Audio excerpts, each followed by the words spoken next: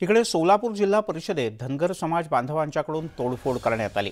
सोलापूर जिल्हा परिषदेत मुख्य कार्यकारी अधिकारी मनीषा आव्हाळे यांच्या दालनात धनगर समाजाच्या कार्यकर्त्यांनी जोरदार तोडफोड केली आणि घोषणाबाजी सुद्धा करण्यात आली।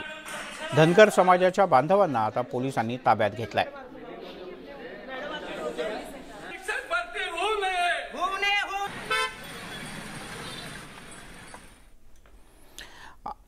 पुण्यात पुढच्या बातमीकडे।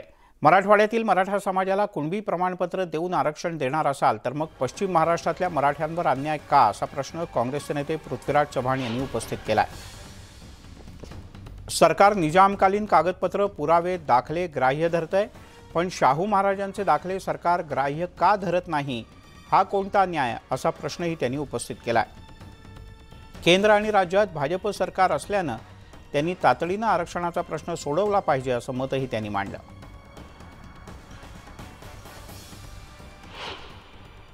मुख्यमंत्र्यांनी तर फारच चुकीचा निर्णय घेतलेला आहे।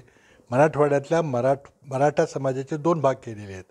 एक ज्यांच्याकडे निजामकालीन कागदपत्र आहेत, दाखले आहेत, पुरावे आहेत, त्यांना आरक्षण द्यायचं ओबीसीमध्ये, आणि ज्यांच्याकडे ते पुरावे नाहीत, म्हणजे जे गरीब माणसं आहेत, ज्यांना राहायला घर नाही, तर तो पुरावा कुठं सांभाळत बसणार 2-2, 3-3 पिढ्याचा, त्यामुळे त्याला ते मिळणार नाही। आणि त्याचबरोबर मराठवाड्यातल्या मराठा समाजाला मागासवर्गीय आरक्षण दिले, मग पश्चिम महाराष्ट्रातल्या मराठ्यांनी काय घोडं मारले। आणि माझा आक्षेप असा आहे की तुम्ही आज निजामकालीन कागदपत्र, पुरावे, दाखले ग्राह्य धरताय, पण मग शाहू महाराजांचे दाखले तुम्ही ग्राह्य धरत नाही, हा कुठला न्याय? वळूयात एका महत्त्वाच्या बातमीकडे। एसटी बँक कर्मचारी संचालक मंडळाच्या विरोधात आक्रमक झाले आहेत, कारण सदावर्ते यांच्या पॅनलनं आर्थिक गैरव्यवहार केल्याचा आरोप होऊ लागलाय। स्टेट ट्रान्सपोर्ट कोऑपरेटिव्ह बँकेचे कर्मचारी आज मुंबई सेंट्रल इथल्या एसटी महामंडळाच्या मुख्य कार्यालयावर मोर्चा घेऊन गेले होते।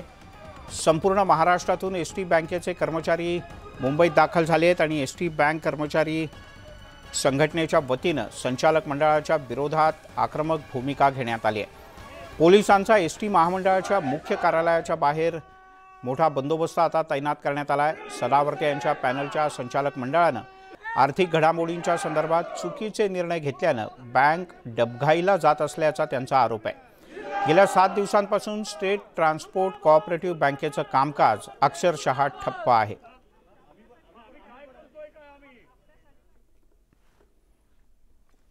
मराठा आरक्षणाच्या संदर्भात महसूल मंत्री राधाकृष्ण विखे पाटील यांनी मोठं वक्तव्य केलं आहे। काही मंडळींच्याकडून आरक्षण हा प्रश्न विनाकारण प्रतिष्ठेचा बनवला जातोय, असं विखे पाटील यांचं म्हणणं आहे। मागच्या सरकारनं सर्वोच्च न्यायालयापर्यंत आरक्षण टिकवलं होतं। दुर्दैवानं महाविकास आघाडी सरकार यात कमी पडलं, याचे परिणाम अख्ख्या राज्याला भोगावे लागतात। आता आम्ही कुणबी दाखले देण्याचा निर्णय घेतलाय। मराठवाडा वगळता उर्वरित भागात आजही ते मिळतात, त्यामुळे मनोज जरांगे यांनी आता प्रतिष्ठापणाला लावू नये, त्यांनी थांबायला हवं, सरकारला वेळ द्यायला हवा, असं विखे पाटील म्हणाले।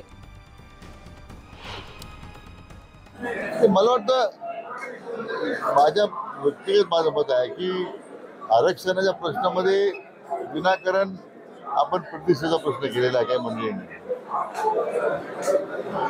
मागच्या सरकारमध्ये म्हणजे माननीय देवेंद्रजी फडणवीस साहेब मुख्यमंत्री असताना त्यावेळी आपण सर्वोच्च न्यायालयापर्यंत आरक्षण टिकवलं होतं। दुर्दैवानं मागच्या 2.5 वर्षामध्ये महाविकास आघाडी सरकारच्या काळामध्ये आपण सगळ्या आघाड्यांवर आपण अपयशी ठरलो। त्या अपयशाचा आज परिणाम सगळ्या राज्याला भोगावा लागतो। मला वाटतं जिरंगी पाटलांना सुद्धा माझी निमित्ताने विनंती आपल्या माध्यमातून की त्यांनी आता प्रश्न प्रतिष्ठेचा करू नये। सरकार सकारात्मक आहे, सरकारला संधी द्यावी, प्रश्न सुटा नाही तर आपला उपोषणाचा मार्ग काय व्हायचा।